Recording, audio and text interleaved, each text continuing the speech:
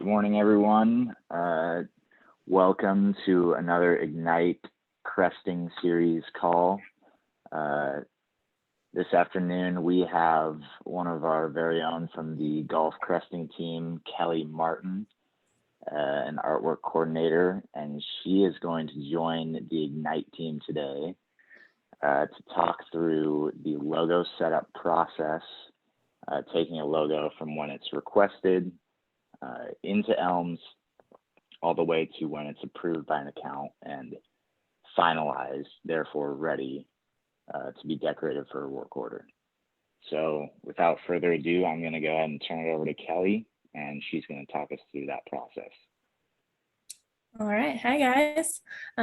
So I'm just going to share my screen really fast, and I'm pretty much just starting from the very beginning. So if you have questions, let me know. But basically, this is what I see in Elms every day. And so when you first submit the logo request, it's going to come up in this screen. So I've basically created a example logo ID, and it says who submitted it. So usually for this one, it would be Shannon. And I can take a look at the preview screen here of what the artwork is. For this one, for example, it's an EPS file. So it automatically creates a JPEG, but as you can tell, I can't really see what it is. So that pretty much just means it's in white. So I pretty much first just look at what it is, who submitted it, and what it's for. Shannon, or in this case, I put a little note at the bottom that says that it should be in white and PMS 116. She added no tagline for the logo, but I can't see if there is anything other than the beam on the logo due to the type of the file. So on this one, I usually just open this up just to see what it looks like.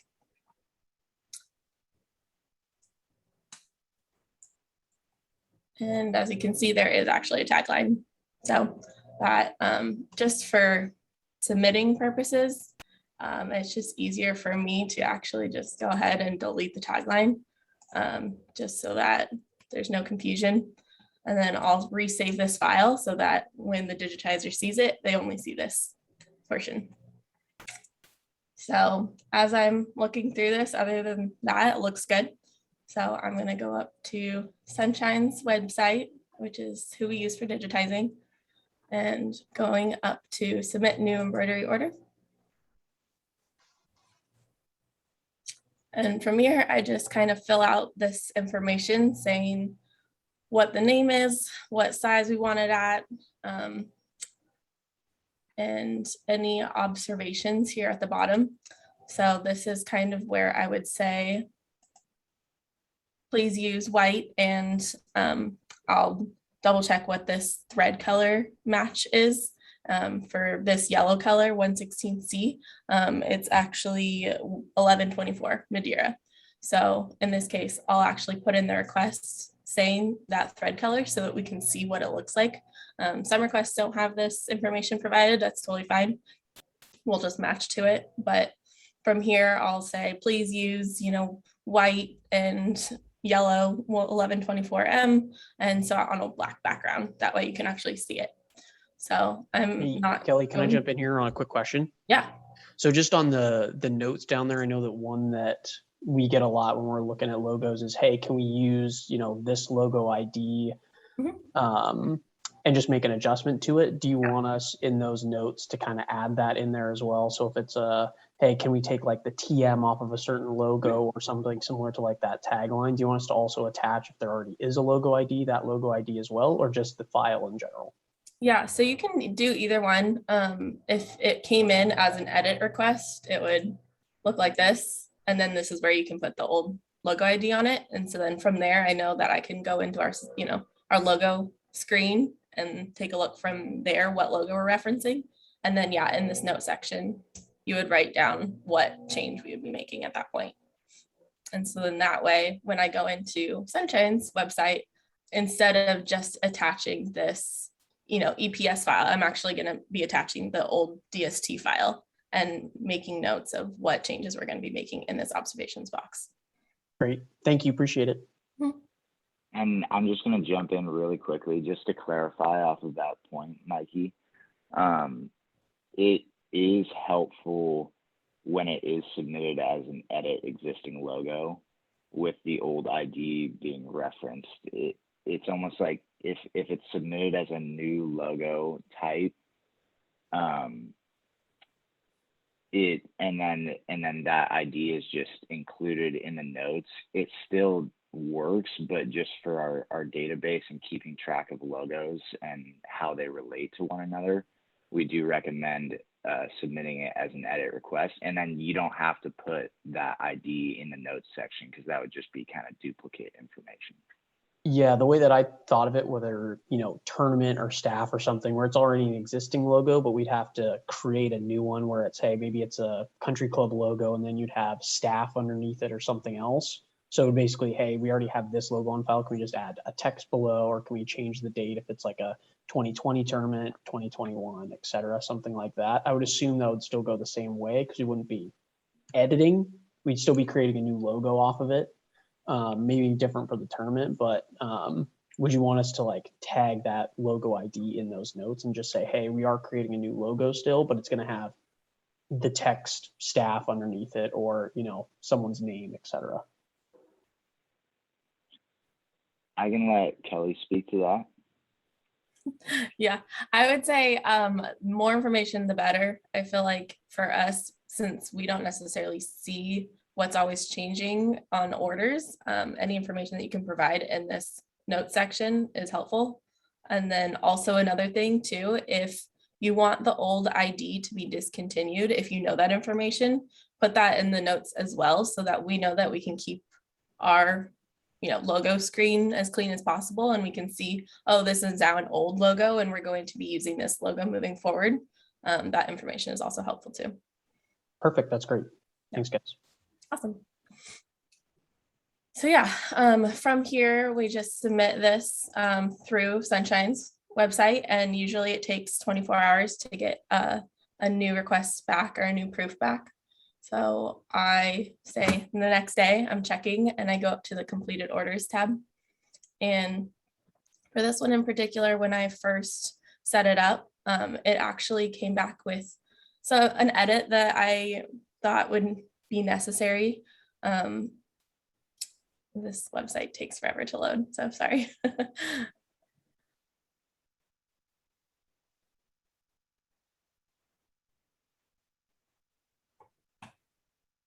So up here, I'm just going to search for the design name.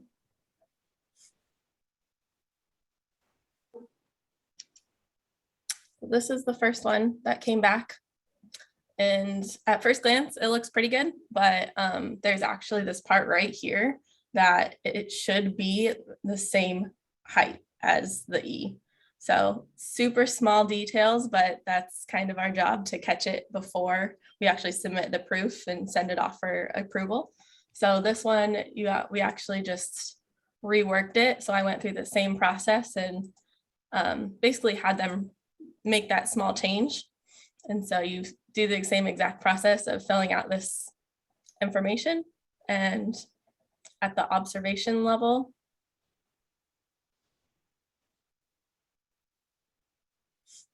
you just write in this note section, hey, I noticed that the E and the Y are not aligned. Please make sure that, add stitching or basically just say what the reason was, why we want the rework to be done.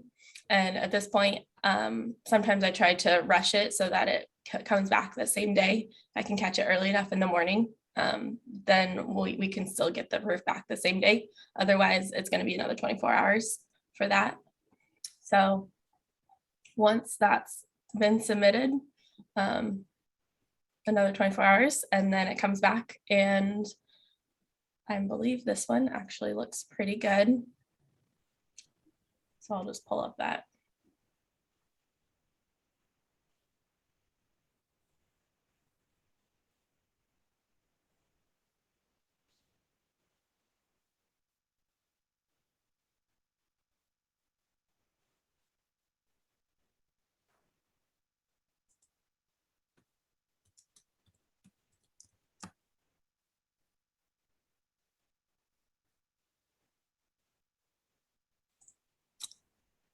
This one looks good. It looks like it's better aligned.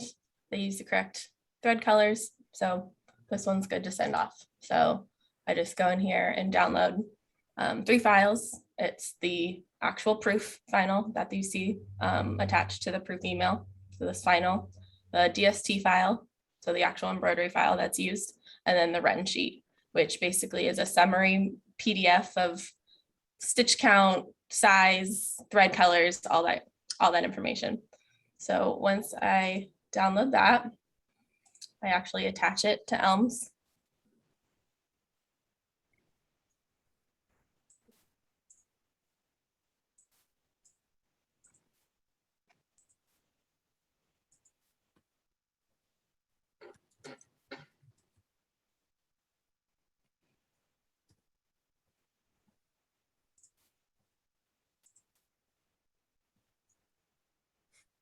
I just realized I messed up, so sorry. I actually am supposed to accept this logo request. I didn't do that before, but that basically means that it's accepted into the system, and I press yes. So that actually makes it say that it is in process. So that's usually done once I submit to Sunshine the first time around. So it now says that it's sent to the digitizer up in this step screen here. Sorry about that. So now, Kelly, I have a quick question, Kelly. Yeah. On coloring. Mm-hmm. The instructions there say white and PMS 116 C. You said you would go ahead and match that to make sure it's the right thread color that you get back. So my question is this: if an account has provided club thread colors as well as Pantone colors, which I know doesn't happen all too often, but is there a preference on which of those to submit in the logo notes? I would say thread colors, because if they have gone to the point that they know what thread color actually that they have like a preference from, I would probably go off of that, but I would definitely double check that that Pantone matches that thread color. So you're welcome to put both, but moving forward, if I were to see both thread color and Pantone color, I would submit to Sunshine using that thread color if I thought that that was a correct match. Cool. But it doesn't happen very often. I will say thread colors are something that usually it's left to us on how to match, just because it's not, something that normally people pay attention to. Pantones is usually the general, if they even have Pantone colors. A lot of times they'll send a JPEG and they don't know the colors. So that we end up, kind of bringing it up into Illustrator or anything like that and color matching and trying to find the Pantone color that way. So yeah. Awesome, thank you. Yep. So then at this point, we have the proof loaded into Elms. And then this is where, if there was actually going to be a charge associated to setting this up, this is where I would put either $50 or $0. You can, or I sometimes leave it in, on the proof email, it will say on the bottom, no charge. But for me, I like to know that I've actually seen that and made it aware that I've changed it. So when I go to send this proof email down here, it loads who the customer is, who the rep is, the specialist, and then I'll change the dimensions here and add the proof email to the attachment. So this is what you see when it comes through on your end. So at this point, since I've already done this, once it comes through, I'll save this email so that we actually have reference that we sent it.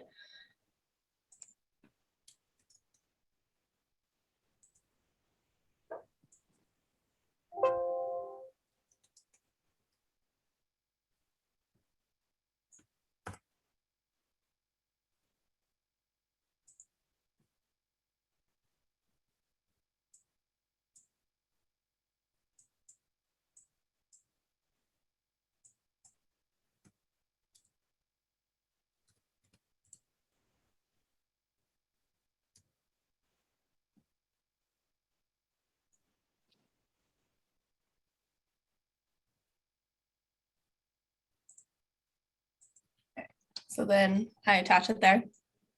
And this is where we wait to hear back from the account if they actually approve it or not. Once we do, I also save that and then also attach the DST file. So as long as we get the okay, then there doesn't need to be any changes. So the DST file that I've already saved is ready to go. So for this one in particular, once we made that change to the proof, it was good. And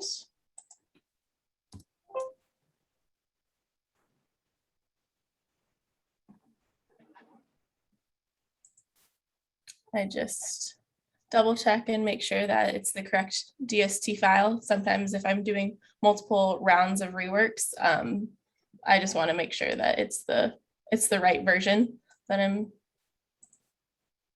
attaching. So once it's in here, just gotta attach the customer email as well.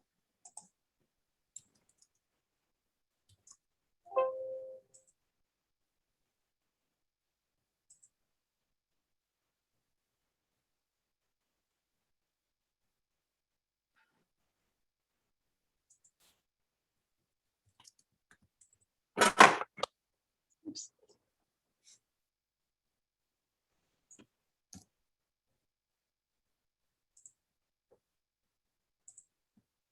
All right, so from here, this is where we add the placements. So this is for apparel and headwear. Most of the time, even if it's only for, the request is only for headwear, I'll also add apparel just because you never know in the future if it needs to be added. It's just easier to have them already set. So the standards that we usually go through are back yoke, left chest, left sleeve, lower left hem, lower right hem, right chest, right sleeve, APC instructions, and then for headwear, front center, left panel, right panel, and headwear C instructions. So I just pull that over. And then at this point, I am advancing it to 380, which is the logo approval, which is when I actually go through and send it to the customer. And then when I finalize it, I just make sure the DST file is in Elms already, and I advance to final art file selection, where I just choose a file, press OK. And at this point, if I have the color instructions, I'll create the color card, which is where I would put in the 1124M and then the white color. So let's see. This is the run sheet. So for the first stop, it's white. Second stop, it's yellow.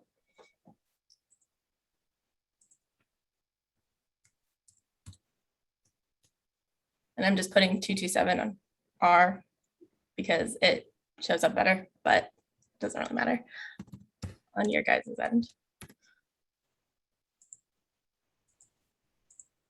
And then as you can see, that's the little preview screen, matches, press the club color and press save. So that's why it's super helpful if you have the color information right away, then we can set it up this way. Otherwise, that's done. And I just send the email saying that it's finalized.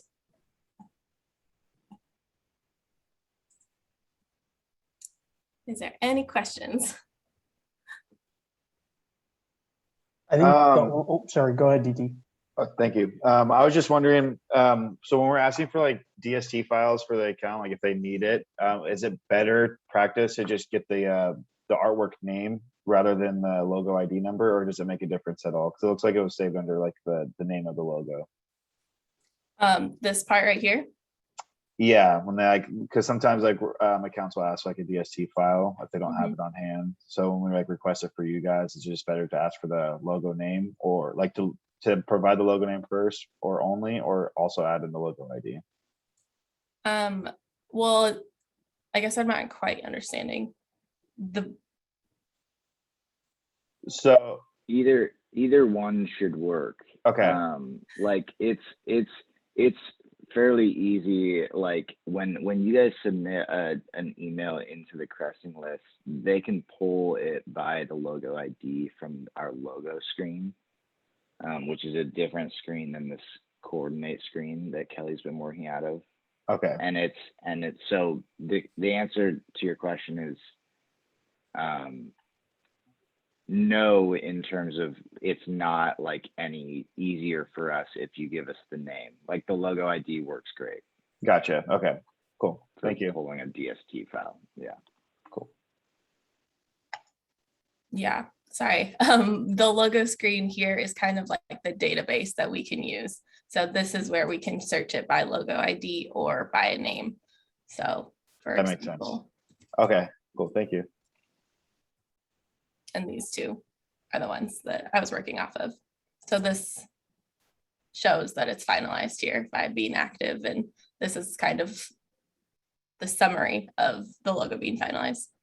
But I can also search it by this 165182 up here and it'll show up too. Kelly, can you work through, or not work through, but show, like, let's say someone had emailed into the cresting list and they're like, you know, placements aren't showing for 165228. You know, I need left panel. And can you show kind of what that process looks like in terms of re-triggering a placement? Mm-hmm. So yeah, we'll look it up on this logo screen and just kind of verify what placements are showing up. So for example, this is only headwear, even though it says that apparel is supposed to be there. So we'll go here. There's different ways of re-triggering it, but ultimately it's either adding the placements, resaving, discontinuing it, and then reactivating it and adding the placements.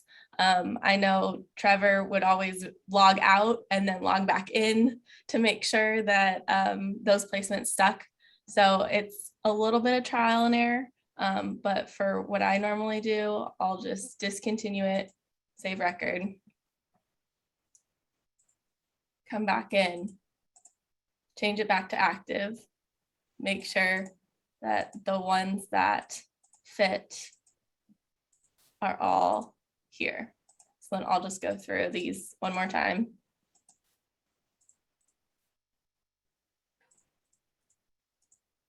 Add them back in, save record again.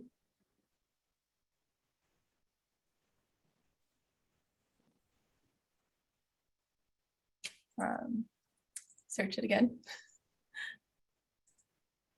And now they're all here again. So it's like I said, it's a little trial and error. Sometimes that doesn't work. Then you have to go back and try it again. Worst case scenario, it's creating a new logo ID and refinalizing it, but it doesn't usually get to that point. Most of the time it's just a couple tries of, you know, adding them, re-adding them, discontinuing. So.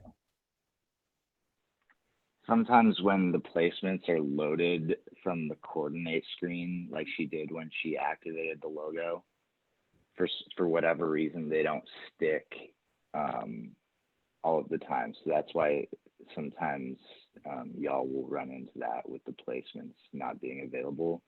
Other times they might not be available because the logo was not sized for that placement. And so Kelly or Michaela they wouldn't have loaded that placement in the first place. If this logo here would have been 2.5 height, they would have just loaded front center for caps. They wouldn't have loaded side panels because they already know that it's too big for side panels.